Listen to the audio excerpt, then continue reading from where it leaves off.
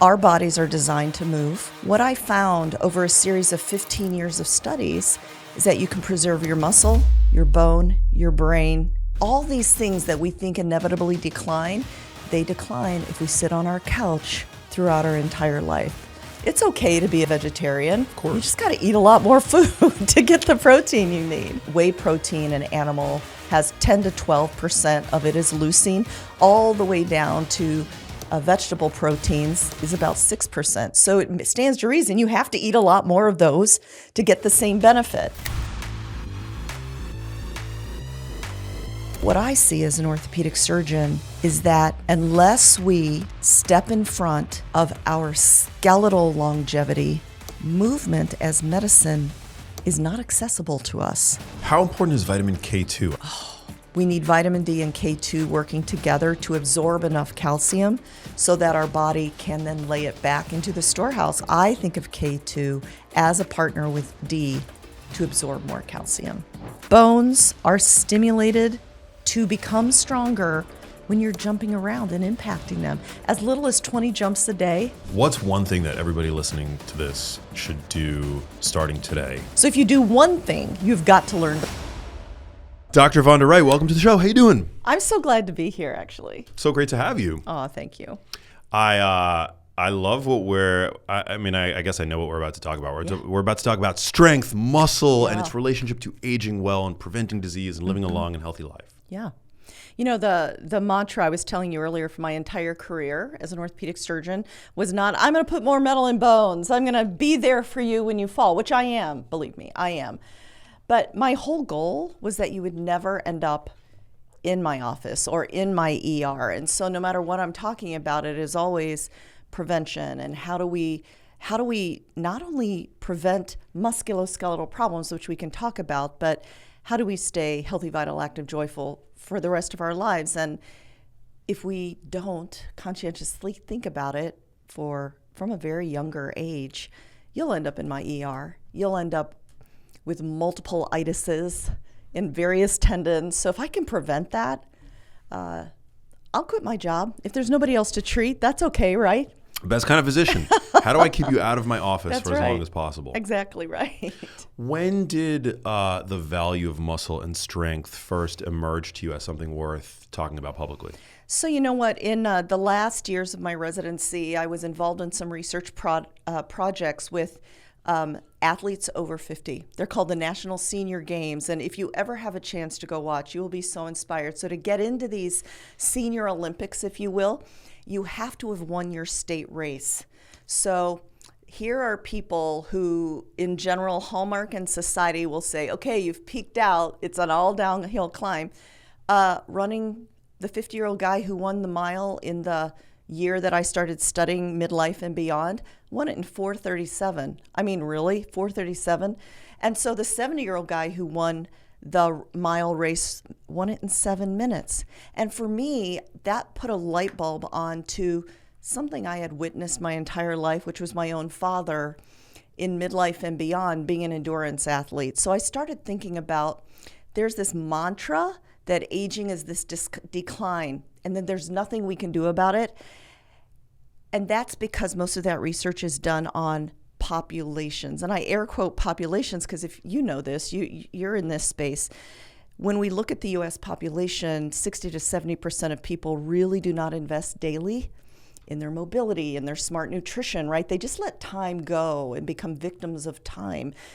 So I knew that if the research said that we were going to decline and we were studying populations, we observed that because of how sedentary our people were. So that by studying masters athletes who these aren't pro athletes. These are people like you and me with day jobs who just invest in their mobility every day. What I found over a series of 15 years of studies is that you can preserve your muscle, your bone, your brain, your cartilage, all these things that we think inevitably decline, they decline if we sit on our couch throughout our entire life. So trying to keep you out of my office and out of my ER, knowing that we have the data to prove it, it becomes like, look how excited I get, like a passion, like I've got to save these people. Because I've seen what happens at the end of life when we do not pay attention. It's work worth doing, right? Of course. So would you say that if you're able-bodied today, there really is no excuse? I say that, our bodies are designed to move. When we look at a structural aspects of our body, if we were designed to sit still, we would be designed like a mushroom with a big wide stalk and all the good stuff on top. But that is so not. Our strongest muscles are below our belly button. So if you follow nature and design and creation, we are created to move, people. Can you imagine being designed to sit? Well, we would be like Jabba the Hutt, or literally a shiitake mushroom. I mean, honestly. Yeah. So there's never really a point at which it becomes too late. There's the first studies that I looked at when I started down this road, and there have been recent ones in JAMA, show that even 90-year-old people in nursing homes, when put through chair exercises for as little as 6 weeks, can increase their function by more than 150%. So that can mean the difference between getting up and down from a chair, feeding yourself, right? And so the gains that we see in really, really elderly people may not be the same, are not the same gains we see in younger people like us, but we retrain the neuromuscular pathways, the connections between our brain telling our muscles how to fire. And in retraining those, we gain tremendous function in our 90s. The failure is accepting that sedentary and decrepit is your destiny. You ever see those on social media sometimes? You'll see memes that juxtapose like a 40-year-old today versus a 40-year-old 50 years ago. Yeah. There's like a night and day difference. Completely.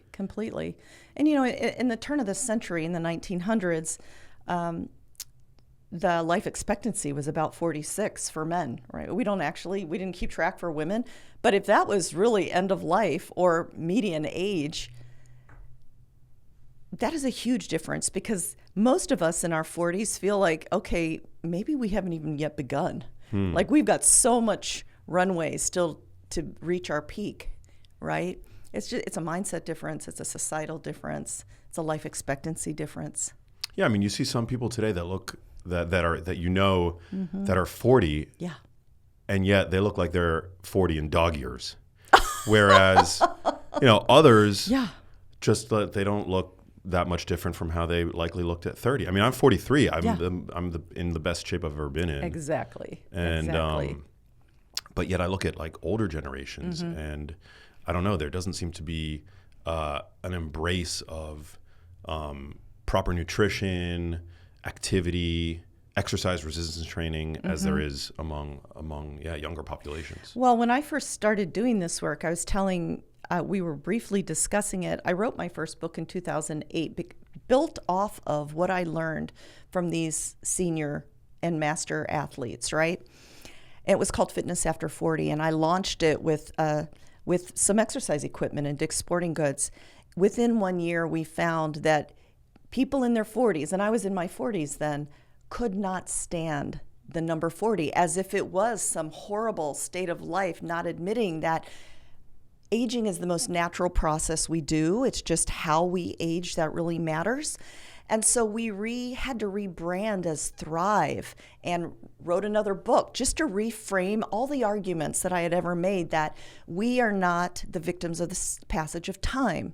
If we step in front of this and harness what we know is true, I don't know if you ever feel like you're banging your head against a wall, but we know what to do when we don't do it, and we know what to do. So, but it goes back to even mindset. When I was originally writing, your point is, I witness, your point is that generation, even 20 years ago, people did not think that this message was valuable. And now health and how in shape you are almost a measure of success. It's not just money anymore, or boats or houses or projects. It's, are you physically successful with the choices you are making? And I actually kind of love that pivot. Yeah. So it definitely has changed over time. So great. Yeah, it's like having a flat stomach in a way is like the new Rolex. Oh, right. And we're all wearing not today, but sleeveless T-shirts so that we can see that we're actually working out our arms, or, well, whatever. I'd rather it be a physical measure of strength, which we know being physical strong is a measure of brain strength, and just everything is so related. Sometimes medicine wants to put everybody in their silo, but it's one organism, it's one organization, everybody's collaborating. Now, because you're an orthopedic surgeon by trade, like, do you see differences when you are, in the OR? Oh, let's talk about comparing people who are fit, who've had a life of, where they've embraced fitness and healthy habits, as compared to people who are, maybe have embraced those habits less so? I'm going to tell you from both a clinical, and I'll give you examples. Orthopedic put metal and bones all the way down to the cellular level, because for many years I had a stem cell lab at the University of Pittsburgh. Activity, investing every day in our physical health has profound differences. So let me give you surgical examples. So when I do a rotator cuff repair, it involves pulling over the muscles that lift our arm. I should do it this way so we don't block your camera. Lift our arms, pulling them back down to the bone where they once lived. So to do that, you have to make little holes, if you will, in the bone to put a little screw in to pull the muscle back, right? In people who have taken care of their bones and muscles, it's a little bit of manual labor for me, because I tap it in, and I'm tapping it in. For people who have just lived their lives, not been concerned with their skeletal longevity, it's like butter. Whoa. I could press it in with my finger. I need no tap, I need no hammer, and that's frightening, because if with no effort I can push a screw into their bone, then think about what falling off a curb would mean to them. Or, you're skiing, and instead of just falling and getting back up, you shatter something. So at a very tissue level, you can see the difference. We see differences in recovery from people who come in with normal muscle mass, which is, our aim is 50% of body weight is muscle, right? Versus people who are skinny fat, meaning they look thin, but they've got no muscle mass, or just completely, here's a term I use a lot, osteosarcobesity, which means they have bad bones, osteoporosis, low muscle mass, sarcopenia, and are obese. That triple whammy just sets you up not only for the musculoskeletal things I see, but for the metabolic things and the brain, right? So it's remarkable. But even down to the stem cell level, let me tell you about this. I once did an experiment where we were looking at the level of a protein called klotho. Klotho is this, it's all over social media right now. It's a fascinating protein. We were looking at it about 2 decades ago. It's called the longevity protein. Every organ interacts with klotho in a positive way. And without it, in animal models, we find without klotho, very young animals, mice, will die old. They're chronologically young, but they're metabolically very old, right? So I wanted to see, okay, if we know that we can increase klotho levels with physical muscle contraction, with skeletal muscle contraction, let's prove it. So I took my master's athletes over 50, and I took a control group of sedentary young people in their 30s. And it wasn't surprising that my younger master's athletes, 50-ish, had the highest level of this longevity protein klotho in their bloodstreams. But what was surprising is that my 70 and above athletes had much higher levels of this longevity protein klotho than my sedentary 30-year-olds. So something as simple as skeletal muscle contraction changes us physiologically from the tissue level, like my example from rotator cuff, all the way down to the cellular level. I don't know how much more motivation we need. Amen. I mean, come on, people. So you can essentially cut the bones of a non-fit person like butter. They feel like butter when I'm working with them. It's a big problem. For instance, when someone falls down and breaks their hip, whether they're a man or a woman, if they have severe osteoporosis, which is poor bone health, it's hard to keep the metal in from just slicing right through. It's a big problem for orthopedic surgeons. And we've gotten around it technically, but it impacts healing. It impacts all things. Isn't that interesting? It's crazy. Yeah. Yeah. It's amazing. My dad had his shoulder replaced. Oh, he did? But I mean, he destroyed his rotator cuff by walking into by accident into the sliding door on it. Oh, wow. He must have been walking fast. He was walking pretty fast. But it was like his terrace, and he's never. I mean, I love my dad. My dad listens to the show. Hi, Dad. But yeah, he's never. I'm always trying to get him to exercise, to do anything that he can exercise wise. But he's a baby boomer. He doesn't exercise. Yeah. And he walked into this like sliding door, broke his and that like set him up for a replacement. Needing a replacement. Yeah. We call that healing with steel. And thank God we can do it. But how amazing would it have been for him never to have broken? Exactly. And the 3 months it takes to recover from that, for instance. Yeah. If muscle were a drug, how much would you prescribe for longevity? A gram per pound a day. I sure would. At a minimum.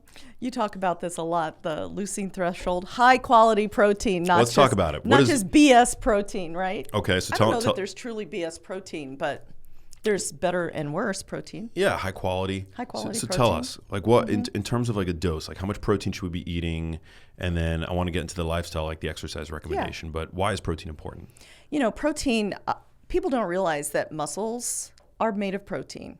50% of bone is made of protein, right? And so people don't realize that our body prioritizes function.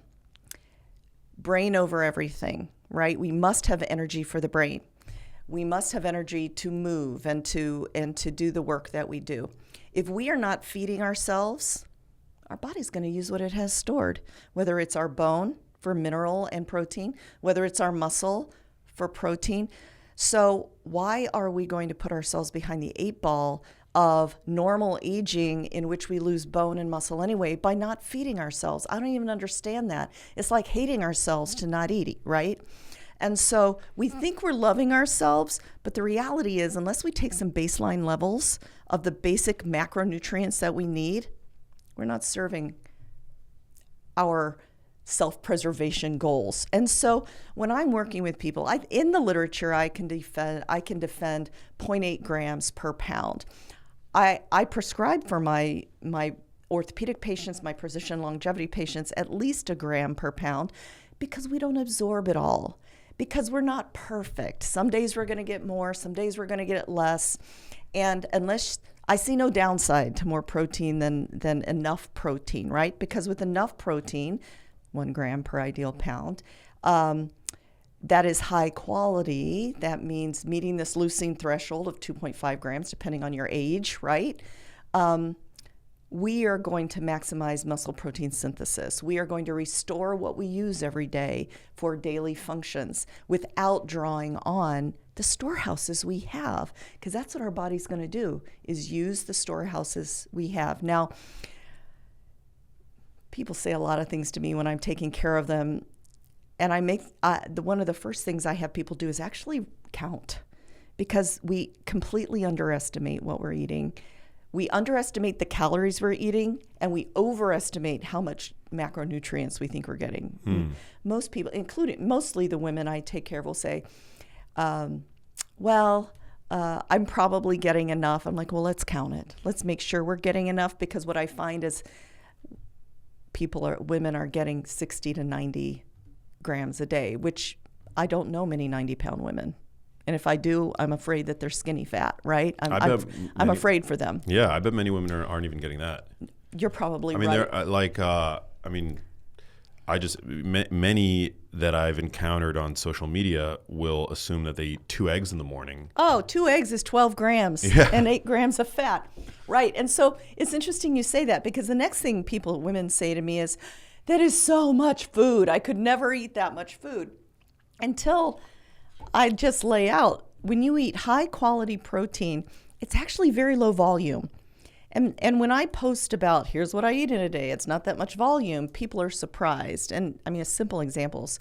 I mean, you write books like this, but 2/3 cup of Greek yogurt is between 15 and 20 grams. That's a lot. And then you add something on top. But if we prioritize quality over volume of protein, yes, it's a lot to eat if you're going to get it in beans. It's 4 cups of beans. But if we're going to get it in a cup of egg whites and an omelet, it's not a very big volume.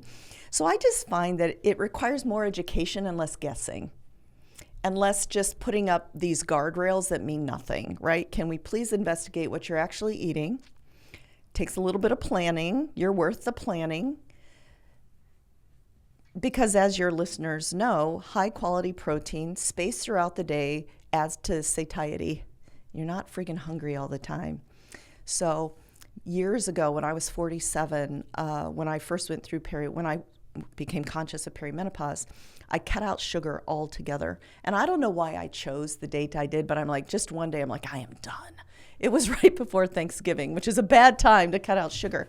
But with cutting out sugar and being protein forward, I am no longer starving multiple times a day because, I happen to wear a glucose monitor and I know how steady my blood sugar is, and I know what makes it spike, which I try not to make it do, including things like the OR. My liver is pouring out glucose because it's so stressful. It's such high activity, which it's supposed to do, right? But I guess that's all to say that I find in my patients, people don't get enough protein. They just simply do not know what they're eating. So we count, not to be data dependent, but just so you know. And that getting enough high quality protein, whey protein isolate, animal proteins, they all have different percentages of leucine, which is the critical amino acid for muscle building. Tell me if I'm wrong, because I know you know this, but whey protein and animal has 10 to 12% of it is leucine, all the way down to vegetable proteins is about 6%. So it stands to reason you have to eat a lot more of those to get the same benefit. So it's okay to be a vegetarian. Of course. You just got to eat a lot more food to get the protein you need. No, you're 100% right. That's why sometimes you'll see on literally do this. It's not we're not being dogmatic at all. You can go to any supplement store, Whole Foods, whatever, and you can compare, take 2 protein powders, like a plant-based protein powder and then a whey protein powder, assuming they both list out the amino acid content on each. And you'll see that when comparing, if you control for total grams of protein, like you take a 20-gram dose of whey protein and a 20-gram dose of plant protein, chances are you're going to see 2 grams of leucine in the whey protein, but you're going to see less leucine for the same 20-gram, quote-unquote, dose of protein in the plant protein. You more likely than not are going to see less leucine. And therefore less downstream effects that you're really going for, right? Yeah. So you got to eat more of the protein, of the plant protein, to hit that same anabolic threshold. Exactly. Which isn't just important for building muscle, by the way. It's important for maintaining muscle. Of course. All right. Because remember, going back to your body's going to take what it needs to maintain vital organs like your brain and your heart. And so it is interesting. And I think part of it is just a lack of education. I mean, even I'm sure you were involved with it maybe, but all on top of the way that the food pyramid is now incredibly different than it was. And people didn't understand the last one or the first one, and then they didn't understand the plate, and now maybe they don't. Let's educate ourselves, right? I admit that I don't know much about finance, but if my life depended on it, oh my God, I would become an expert, right? So I'm asking people in all genres of careers your life does depend on this. Let's figure it out. It's so true. I love what you touched on earlier. You said evenly distributed throughout the day. Yeah. I was reading this review, and something stood out to me, blew my mind. It was a review by Don Layman, and it pointed out that most adults in the United States, they get the majority of their protein in their last meal of the day. They start their days dinner. at dinner. They start their days maybe with 10 grams of protein. They'll have 20 grams of protein maybe at lunch, and then they save their big protein bolus for like dinner. And I hope that's not at 8 o'clock before you go to bed at 9. That's generally it, though. Yeah. But it's like they skew their protein intake for like late in the day. It's not evenly distributed. What are the benefits of distributing it more evenly throughout the day? Well, when you reach your leucine threshold in a meal, then you will have enough to maintain muscle protein synthesis across the day, number one. Number two, protein is a satiety factor. It digests longer, but, and I'm not a nutritionist, but high levels of protein acts like nature's GLP-1 in the gut and the absorption, right? So you have this natural satiety. And so I'm not one of those people. I'm like a hobbit. I'm a two breakfast. I get up and I eat the yogurt, and then a few hours later when I go, I eat an actual protein breakfast. When I didn't do that, let's take an example. When I didn't do that when I was 47, I would eat something, I don't even remember. At 10 o'clock, I'm so starved that I can't work anymore. And my top brain, which happens in the morning before 2 p.m., it's just not as capable as it was. But with at least 30 grams in the morning, I'm not hungry again until around midday, right? And then after that, I am not hungry again until later. So my brain is not always obsessed with where I'm going to find food. And I realize that a lot of people have issues with food buzz and the constant thinking about it. But when you spread your protein out, because it is a natural GLP-1, it works like that. And satiety, it helps with that buzz, not only that, but giving you the building blocks you need all across the day. And then you stop eating a few hours before you go to sleep so that your GI system doesn't work so hard, so that you can recover and start again. Quiets the food noise. I love that. Yeah. What's the earliest musculoskeletal red flag that you see that predicts accelerated aging later on? You know what? I'm so glad you asked this, because men and women age differently, and yet at certain ages I see some of the characteristics. So after about 30, when we're peaked bone, peaked muscle, although we can certainly build bone and muscle afterwards, but in our youth we're like, okay, let's build the highest level of peak we can.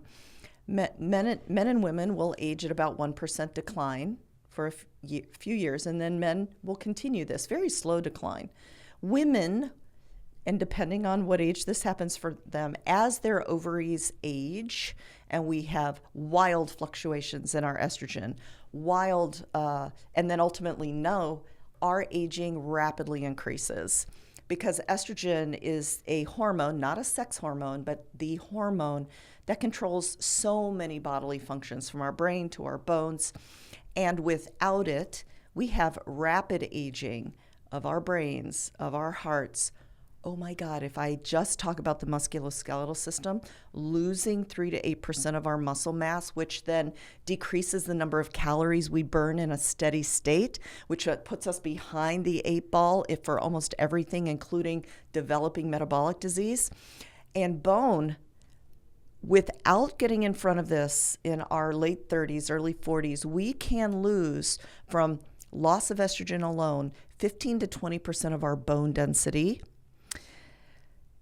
which can end up in death. I don't want to sugarcoat this, so we were talking, and I wanted to introduce the way I'm thinking about this question and longevity for the first time this year, in that I think the real white space, the real gap in the way we're thinking about longevity for both men and women, everybody, you, me, every content person, every author is telling people that mobility is medicine. You must move. Exercise is going to save your brain. It's going to save your heart. But what I see as an orthopedic surgeon is that unless we step in front of our skeletal longevity, movement as medicine is not accessible to us. Because when I suggest all the exercise things, or if I told you my mantra for my career is, by saving your mobility, I'm saving you from the ravages of chronic disease, I can tell people all I want, that you must move, you must exercise. And the responses I get for people in 50, men and women, is, my knees hurt too much. I've got bone-on-bone arthritis. I've got every tendonitis you've ever heard of. I've fractured. So if we step backwards and talk about how we're aging and the earliest point that we start to see that.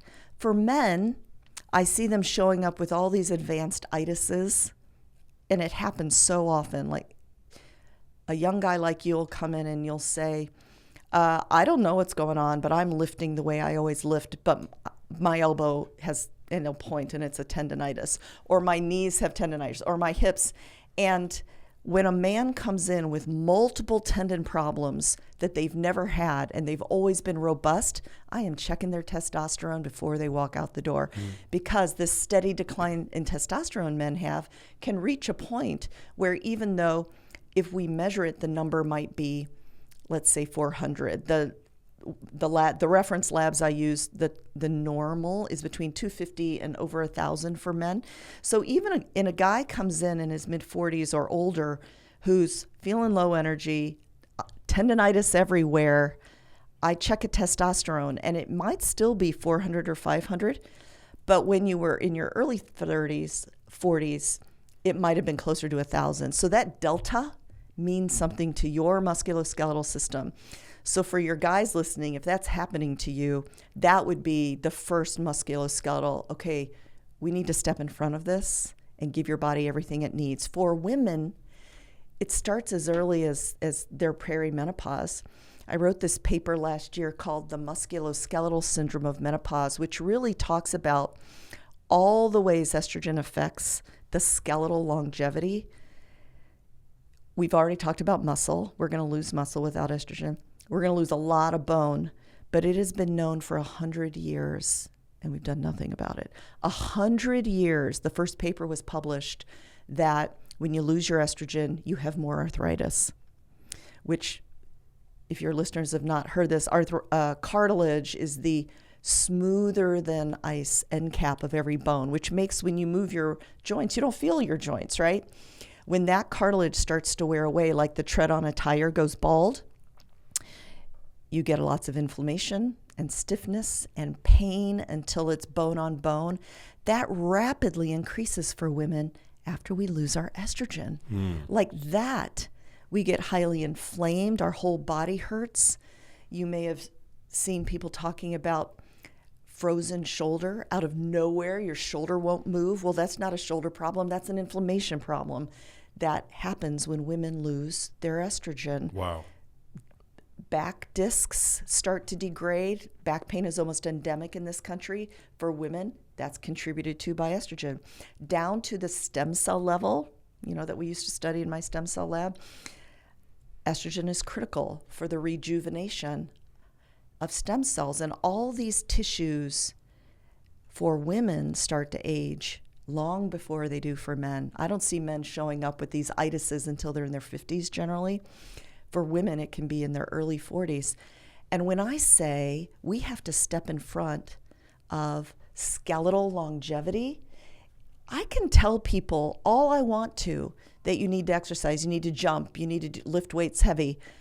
But if your whole skeletal system is failing you, you don't have access to that, right? So I think we need to, and I'm going to do this because I'm the musculoskeletal doctor around here, step into this white space, because you can't out-supplement, you can't out-gadget, you can't out-biomarker longevity if your skeletal longevity is not keeping up with what we're recommending. Does that make sense? It makes total sense.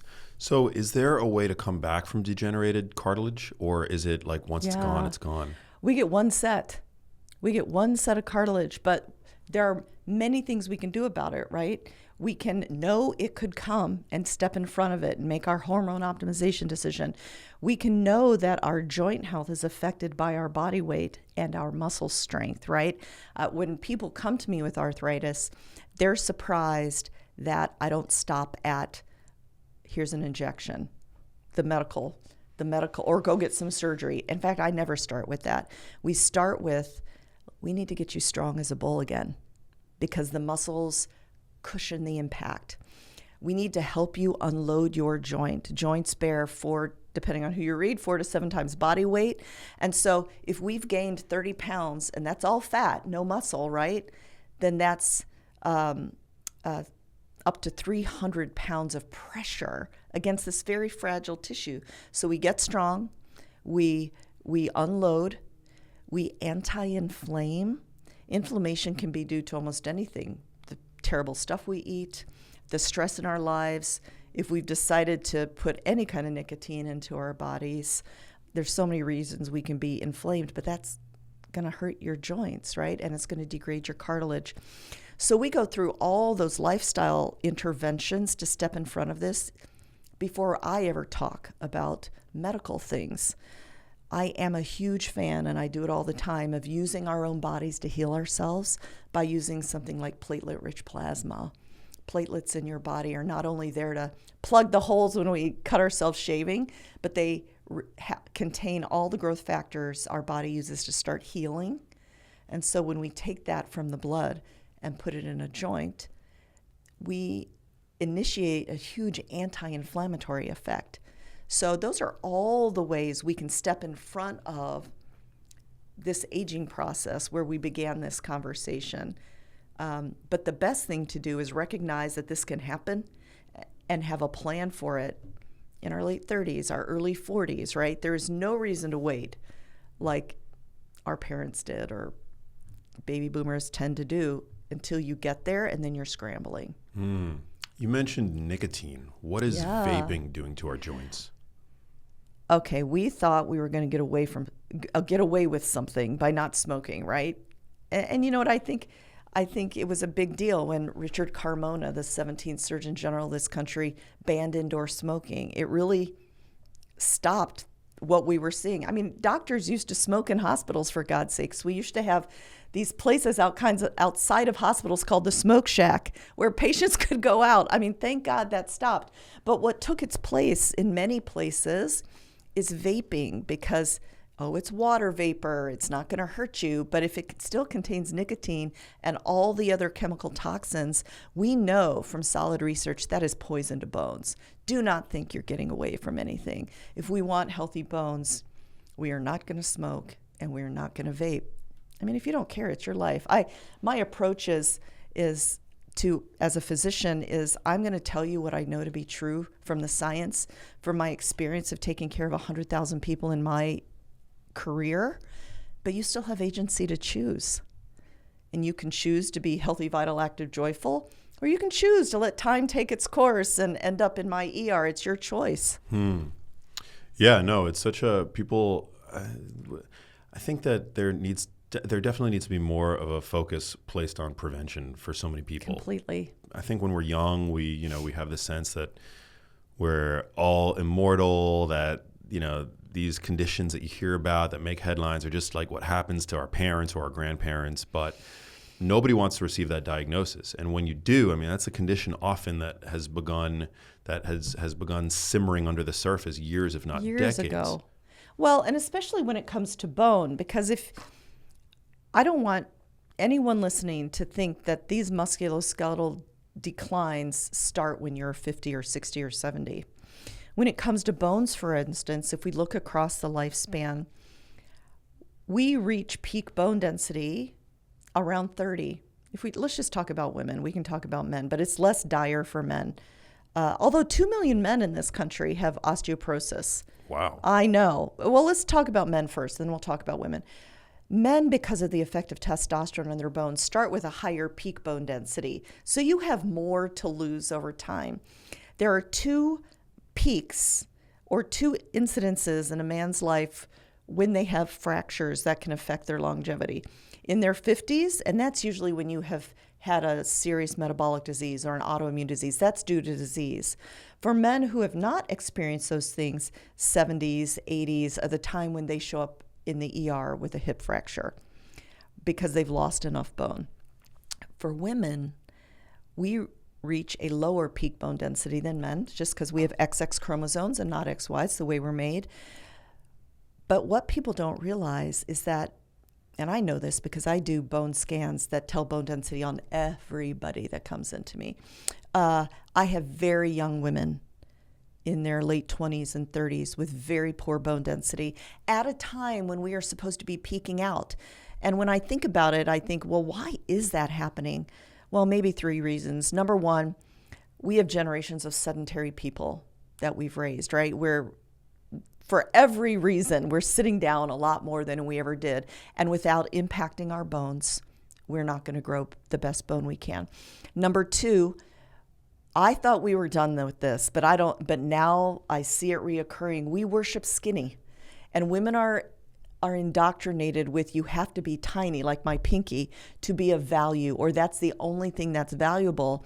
But when you don't build bone because you're not eating enough to have regular periods and ovulate, which is where we make our estrogen, you are not going to build bone. So that's the number 2 reason. And it scares me, because I thought we were making our way out of this with being happy with our bodies as strong bodies. But I think we're going to have another wave. I'm never going to run out of fractures to take care of because of what we're seeing now. But number 3, there are a group of young women who are just profound athletes, right? We've had Title IX for 54 years. Women have been in sports a very long time. But unless you refuel with something besides gummy worms and Dunkin' Donuts, right, we're not going to get enough energy to build our muscle and to build our bones. So young women can peak out very low. And then then they pass into the fertility years. Whether you choose to have children or not, women don't realize that to build a baby, you need between 500 and 1,000 grams of calcium a day, milligrams of calcium a day. If we're not eating enough, either because we're sick or we don't want to get fat your body's going to prioritize this baby. It's going to take it from your muscle and your bone, such that there is an entity called the osteoporosis of pregnancy that leaves many women with spine fractures.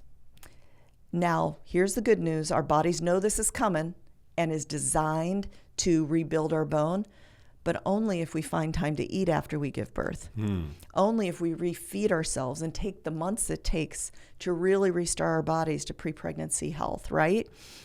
But then there's a second thing during the fertility years that can impact our skeletal longevity and therefore our overall longevity, and that is breastfeeding. Now, I'm a big proponent of breastfeeding. I breastfed my youngest child as long as she would tolerate it, but you have to eat. And I realize that sometimes women are just doing the best they can. They're latching on. I mean, I've done this. It is not easy to do everything at once. But unless we're restoring the calcium that we need about 500 milligrams of calcium to breastfeed a baby a day. We end up with even lower bone density, right? And then what happens? Perimenopause. Without the role of estrogen, the balance between bone building and bone breakdown skews in favor of bone breakdown. And I've already said we can lose 15 to 20% of our bone density. Oh my gosh. This sets us up for what I see in my ERs with very old men and women of any age who break their femur, the big bones in our body. When you break your femur, which is your thigh bone, 70% of femur fractures, hip fractures, are in women, 70%. So this bone progression I've talked to you about is real. 30% of the time, you will die in the first year, whether you're a man or a woman, from the complications of having such a major injury. 50% of the time, if you survive, you will not return to the independence you were before. And I don't want to see anybody you love or I love or anybody in this situation. To not be in this situation, it's not that we start thinking about it the day before. We start thinking about it on this whole timeline that we started way back here in our late 20s and 30s. Because if we're going to prevent this, then we have to start here. It's very serious. Yeah.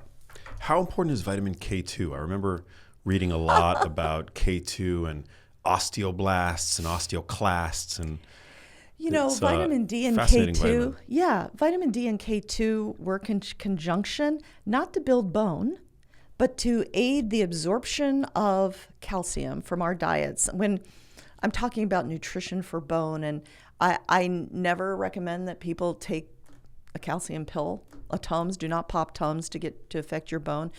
We need calcium from our diets. We need vitamin D and K2 working together to absorb enough calcium so that our body can then lay it back into the storehouse, because bone is, it's structural. It holds up our muscles. It is the storehouse for all of our minerals.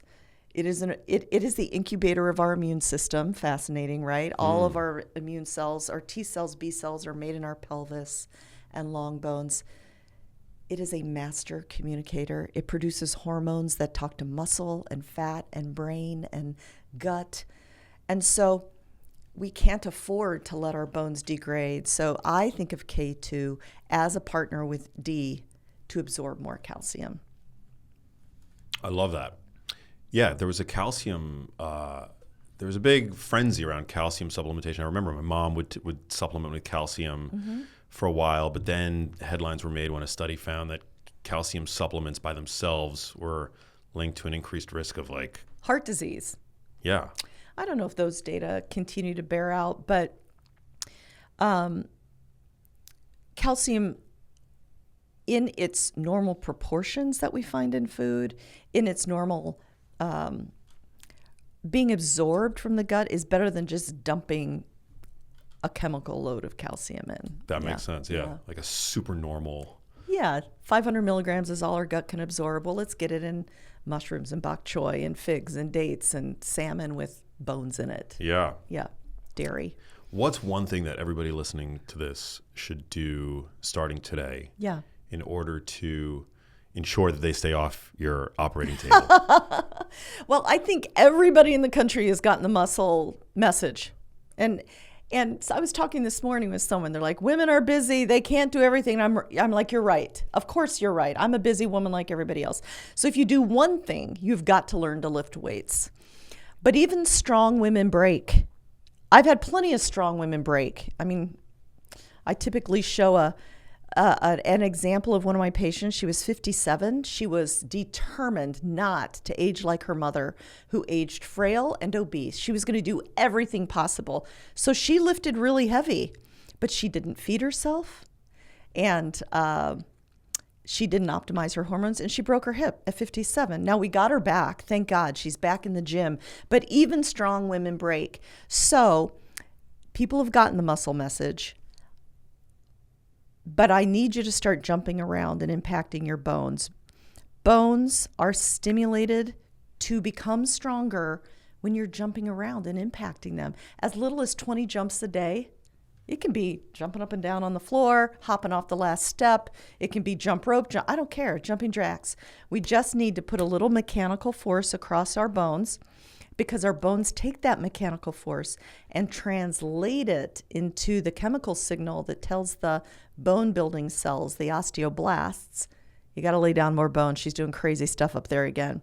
So let's jump around a little bit, but let's not forget something so simple that we can do it every day when we're brushing our teeth, or we can get more sophisticated, is balance and foot speed.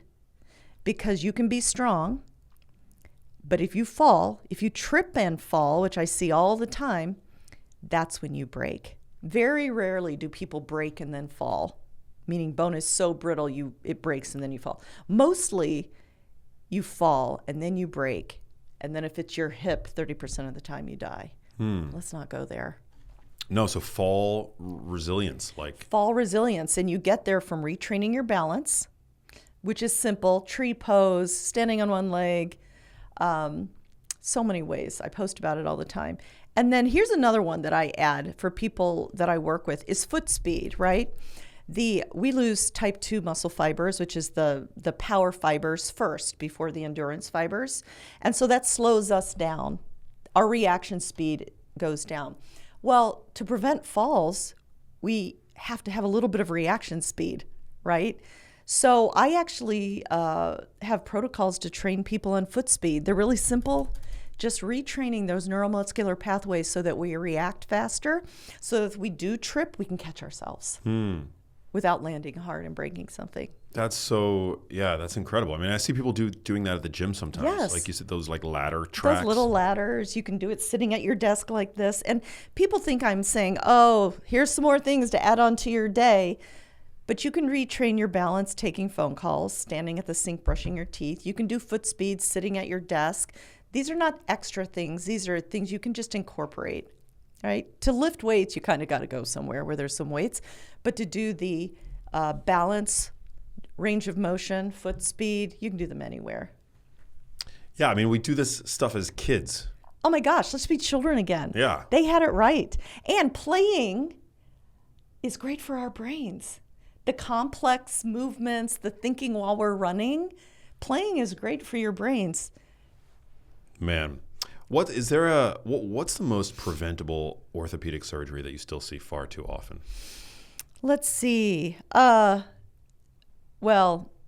a very, very, very unfortunately common injury in orthopedic surgery, I'm a sports surgeon, is an ACL tear, right? So in our knees, we have at least 5 big ligamentous complexes. The ligaments are the ropes, if you will, that hold our bones together. In the middle of our knee, between our thigh bone, our femur, and our tibia, our shin bone, are 2 giant ligament complexes. They're about the size of my finger.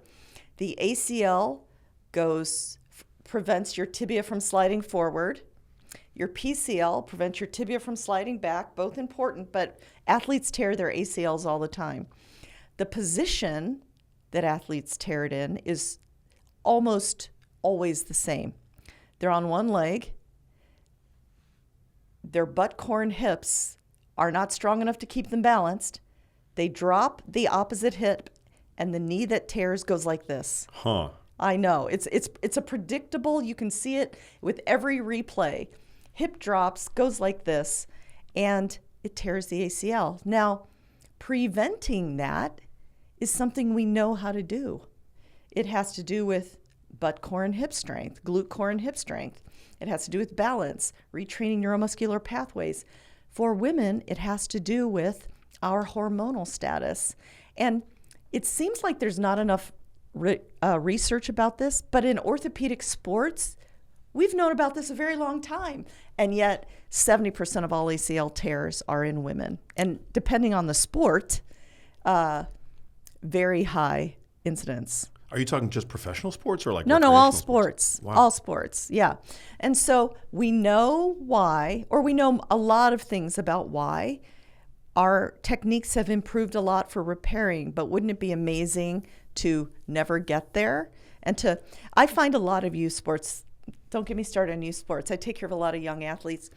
With the year-round play we are doing in choosing one sport early, historically, the best athletes in the world didn't play only that sport their whole lives. They were multi-sport athletes. They're just great athletes, right? My husband was a pro athlete, and he played all sports until he chose hockey as his pro sport, right? That builds a whole body. But when we insist children specialize early, and then we only teach them the skills of the sport, not to become an athlete, they are so susceptible to injury. And ACL being an injury, it's an adult injury. You only get one ACL. And even though we can reconstruct it, it's never as good as the one that you were born with. So that was a very long answer, but you get me down a pathway of being an orthopedic sports surgeon. And that's part of what skeletal longevity is about, right? Because if we take out your knee cartilage as a 20-year-old football lineman, I mean, I was the head doctor for the football team at the university in Pittsburgh, and some of my O-line and D-line were very young men, but they had destroyed cartilage. That is an old knee, or that is an old spine. And then you get to be 40, and we're telling you need to exercise all the time so you don't get diabetes, but we've got no skeletal longevity. So it's not always due to trauma, but you see where I'm going with, if we want the options, the access to true longevity, which all of us are telling you requires exercise and mobility, well, then we have to not take for granted what enables us to move, like our bones, our tendons, our ligaments, our muscle. I mean, come on, people. Our muscle without our bones, tendons, and ligaments, it's just a heaping pile of metabolic tissue, right? Everybody has to work together. It's just a heaping pile of steak. That's right. It's steak on a counter. Human steak. Yeah. Do you operate on the body like toes to top of the head? Like, in orthopedics, you can do everything, but most of us that do it at a high level, we specialize. So I'm specialized in sports, which means I did extra training. And so I mainly operate on the shoulders, hips, and knees. I was a hip arthroscopist in the early stages of hip arthroscopy. So we divide because when you're a true expert at something, you can't be good at everything, right? So I never do hands. I never do feet. I do not do elbows, but shoulders, hips, and knees. You need enough reps, like everything, to become a true expert. Wow. Spine, do you ever do spine? Never spine. Never Spine is of itself its own subspecialty and should be. It's pretty dangerous. I had spine surgery a year ago. Oh, yeah. No, less than a year ago. Yeah, just about a year ago, 11 months ago. Yeah, on your lumbar spine? Lumbar, yeah. Yeah, how do you feel? Artificial disc replacement. Oh, that's interesting. Now, see, you want an expert at that. You don't want a sports surgeon, you want a spine surgeon. Yeah. No, I had a neurosurgeon who went in and replaced my L5S1 disc. Amazing. With a titanium. Yes, a disc. Disc. Yes, yeah. Amen. Will he let you lift heavy now, or he said, okay? What did he say about that? No limitations. That's amazing, right? Yeah, I mean, he said, don't be stupid. Like, that's good advice. Yeah. That's sometimes the best advice. It is. Don't be an idiot. Harness the wisdom of your age, right? Yeah. No, I'm not going to do the things that I know put me at risk. Because, we all have different, you know better than me, but we all have different body mechanics. Exactly. I think one of the problems with weightlifting now, it's amazing that more and more people are lifting weights, but there's this, you might be inclined to think based on, looking at an Instagram influencer's profile that everybody's meant to deadlift heavy or everybody's meant to back squat heavy. And I don't know. I'm not an expert, but I don't believe that to be true. I think everybody has different mechanics, and an exercise that might work really well for your body under heavy load might not work well for me. Thank God there's a million ways to do a squat or get at the same range of muscles or a deadlift. There's many ways to work your posterior chain. There's many ways. Now, I like powerlifting, but I realize that not everybody loves powerlifting. So, or the kind of loads that my body needs, which is not as high as other people's needs, right? But what I don't want people to think is that they're fragile. Our bodies are designed to adapt and to work hard. And so if you fail, if you're lifting weights and you choose to lift the lightest possible weight so that you have to fail after 30 reps, that is not time wasted. It's just a lot of time, right? The same with hypertrophy. If you're doing rep sets of 10 to 15 and you fail towards 15, that is not wasted time. That's great time, right? There are so many ways to harness the power of this musculoskeletal system. What I just don't want is people thinking, oh, I'm too old or too frail, and using it as an excuse, because we know the body will adapt at any age. And you're powerlifting? You're lifting heavy? I do lift heavy. I love it. Well, and you know what? I started lifting heavy in high school. Here's why. Because I'm not surprised. I would not be denied. But so when I was in high school, girls didn't lift. But I was in the weight room one day, and the football team was there. And the coach was giving out shirts to the football team that said the 200 Club. And I'm like, I want a shirt. He's like, oh, well, what are you doing here, number one? But number two, if you squat 200 pounds, I will give you a shirt. So I worked all summer to get that, but I got a 200-pound shirt. So I learned to lift like that when I was young, but then I became a cardio queen. I did a lot of marathons. I was training for triathlon, right? I never really did a triathlon. I had a baby instead, but I was on that cardio path.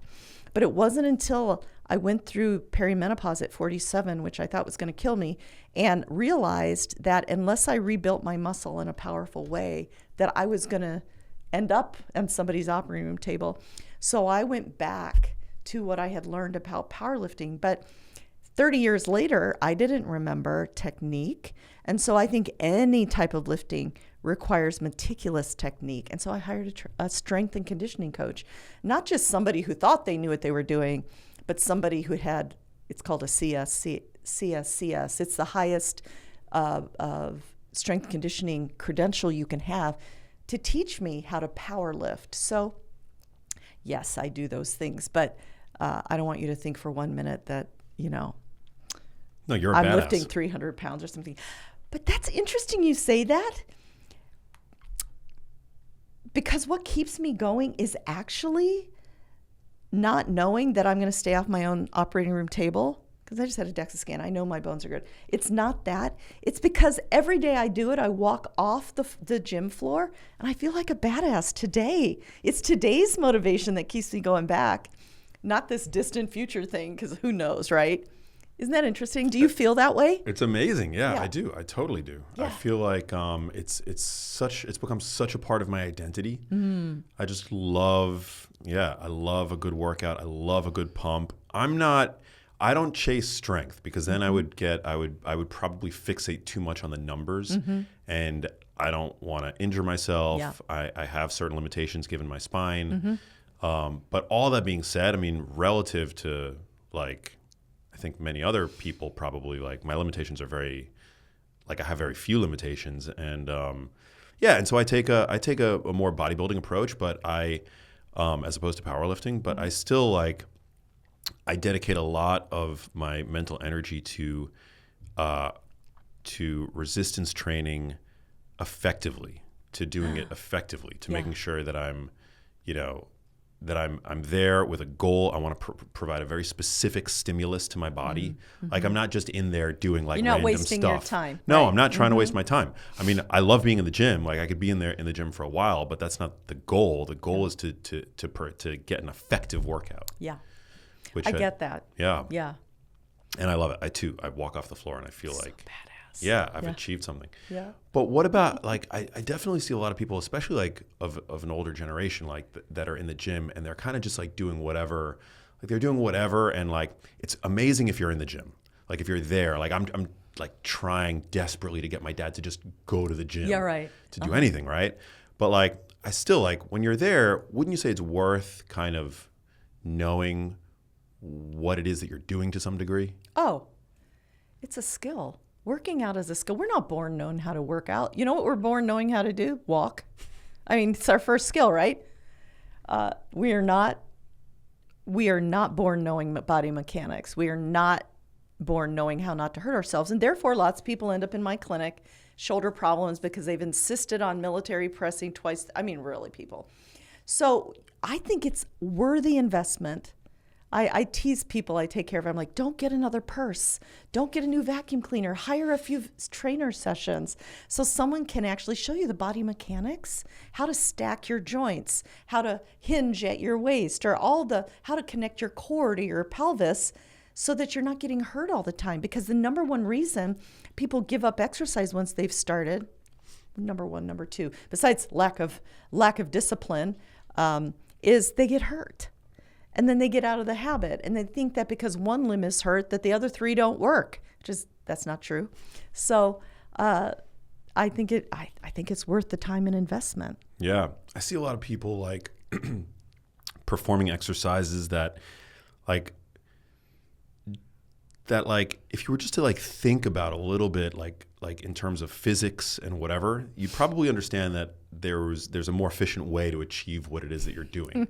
Just as an example, like, I see a lot of people sometimes with dumbbells, and they're like rotating their shoulders out. Oh. And I'm like, gravity goes down. Yep. Gravity is pulling the weight down, but you're rotating your shoulders out. Like, it might be helpful for that exercise that you're doing to maybe use like a cable or something. Or a band. Or a band. I think you have to know what you're working, because this is working your infraspinatus, a tiny, tiny little muscle that organizes your shoulder. That is best worked with bands or light weights laying on your side, so you're working against gravity, not necessarily this. Or were they really trying with that to get at their rhomboids or their back somehow? That might not be the best way, because if you're trying to get to your upper back, maybe true rows are better. So I feel like there's so many exercises you can do. There are whole books of like 300 ways to lift blah, blah, blah. Maybe we need a little instruction. A little instruction, yeah. Or don't be shy. Like, ask the guy in the gym that looks like they know what they're doing. That makes a living at it or something. Yeah. Like, when people come up to it doesn't happen often, but like, on the odd occasion and once in a blue moon that somebody asks me for my advice, like in the gym, I'm more than happy. Like, I love it. That's so nice. Being asked and to provide like a little bit of instruction, Yeah. Like gyms are some of the most welcoming environments. And then also when it comes to training, knowing the proper intensity, right? I think all of these questions go back to why. Yeah. Why are you there? What are you trying to achieve? When I go to the gym at my age, I am trying to achieve strength and power.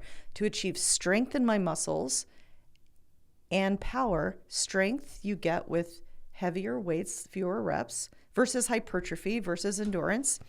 And power comes from varying speed. So I lift like that. But if I were trying to be most concerned about hypertrophy and growing bigger muscles, then I would do 10 to 15 reps, not lower reps. And so you have to ask yourself why.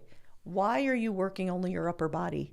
I have people who never work their lower body because it looks better. You know, it looks better in a t-shirt to upper body. And I have to remind them that longevity depends on the muscles below your belly button, please. Right? You have to know your why for everything, not just throw it together, because then you're wasting your time maybe. Yeah. Amen. I mean, some activity is better than none, of course, but of course, given. And if you're there, it's great. Kudos to you. But it pays to like invest a little bit into to figure out why you're there. Yeah, acquiring some knowledge. Talk to me about Unbreakable. So I wrote this book, Unbreakable, which was released in August, and I think the world was ready for it because it did very well. It was instantly on the New York Times and the London Times bestseller list. I frame it as the first longevity book from the point of view of women. Remember, we began this conversation that men and women age differently. And so I talk a lot about the role of estrogen, progesterone, and testosterone on women's aging process. I tell stories of my own story, my patient stories of women going in through perimenopause, and really reframing the aging process, because when people close the back cover of the book, my goal is not merely that they've learned how to exercise in a safe way or to eat, or the framework, which I call FACE, for working out in midlife. When they close the back cover of the book, I hope they walk away with a hope that they've never had, that they know that they do not have to go from the vitality of youth down a slippery slope to frailty into the ER we've been talking about, but that by investing every day in a smart way and educating yourselves, you can be healthy, vital, active, joyful, long into the foreseeable future. That is what I want people to walk away with. And so in Unbreakable, in every section of the book, there are 3 sections. I spend a lot of time on mindset and on setting goals based on your values, not on some random, I'm going to lose 30 pounds goal, but what do you really value? So I value, just using myself, I value independence. I value getting to do what I want to do when I want to do it. I will ask for help, but only when I want to. I don't want to be stuck, right? Well, if I value that, then my goal will be related to that value, for instance, or I value relationships. And so the first section about mindset talks about setting goals based on values, not just randomly. But then we get later talking about how aging is not for sissies. It is hard, right? But we can build mental and physical resilience to deal with that. And how do we build mental resilience? Well, the good thing is that part of resilience as a whole, if we know about Dr. Duckworth's work on grit, that is just keep going, you never stop. There's another portion called hardiness that I talk about in Unbreakable. Hardiness can be trained like a muscle. How do we get our brain to believe and be more hardy so that when it gets tough, we just don't give up, right? Sandwiched in between that, Unbreakable talks about the real time bombs of aging. There are real biologic functions that happen. And then I answer those time bombs by teaching you the shields that are going to maintain your skeletal longevity. And then at the end of the book, we talk about all the amazing performance things that I've gotten to take care of pro athletes with. And then finally, we end with, once you've gotten all this down, then we'll talk about the gadgets, the new horizons, the exploratory things that are coming up for us in terms of longevity. So it's gone over really well. People end up very hopeful They're posting all the time and tagging me about they're doing the lifting, the jumping, the things they never thought they could do, because now they have a model that they can look to, an example, not me, but the science and the vision that we can age in a different way. We do not have to become frail. We can age with power. I love that. Yeah. Are there any gadgets or even just like tools that you recommend, not just for your patients, but for people to just have around the house? I think we have to have access to resistance of some kind. So if you don't want to go to a gym, if you can't have enough weight in your house, then you can buy really heavy bands. You have to have some way to provide your body with resistance at home. I think that there are a lot of great data about the value of red light therapy. I don't know the best machine because some of it penetrates, some of it doesn't, depending how close you sit to it. I think there's a lot of great data about dry sauna that's hot enough, right? It has to be very hot to stimulate heat shock proteins, right? So, but those are all more gadgety things. What happens is, because I'm still a clinician in both the orthopedic space and the longevity space, people will come to me and want to skip ahead to all the fascinating longevity stuff that's going on. But they come to me with health that's fine. Like, I feel fine. I'm getting through my day. And so I never skip to the longevity things. I'm never going to even talk about peptides with them until we've gone from fine to optimized. And when you are truly optimized, which doesn't take that long if you are really invested in it, then I'll put in all the peak performance things that I know work because we've taken care of pro athletes my entire career. Then when you do that, and if you still feel like there's more road to travel, okay, let's do that. But skipping from fine to gadgeting out, that's just not the way the body works, right? So there are great things. I mean, I could name power plates and all kinds of gadgets, but until we are optimized, you're gonna have to find another doctor to treat you that way. No, I love that. Well, you're providing a real service for people. So thank you for doing what you do. Thank you for writing Unbreakable. I know you put out tons of content on social media. So yeah, thank you for being such an empowering voice in the space. Thanks for giving me time. Of course. Where can listeners pick up your book? Where can they find you on socials? So on social, I am every day on Instagram at Dr. Vonda Wright, Dr. Vonda Wright. And then I post a lot of links so you can get other free material from me there. Unbreakable is everywhere. Just go online, go to a bookstore. It's there to be had. Amazing. The last question that gets asked to everybody on the show, what does living a genius life mean to you? I think living a genius life is knowing yourself well enough, taking the time to know yourself well enough to know what you value, and to work towards the goals that relate to that value. Not being a random person. That is a genius life. Living in alignment with your values. Wow. I love it. Well, thank you, Dr. Vonda Wright. Thanks for having me. Thank you guys for listening. Share this episode with friends and loved ones that may benefit from it. And sending love. I'll catch you on the next episode. Peace. Hey, if you liked that video, you need to check out this one here, and I'll see you there.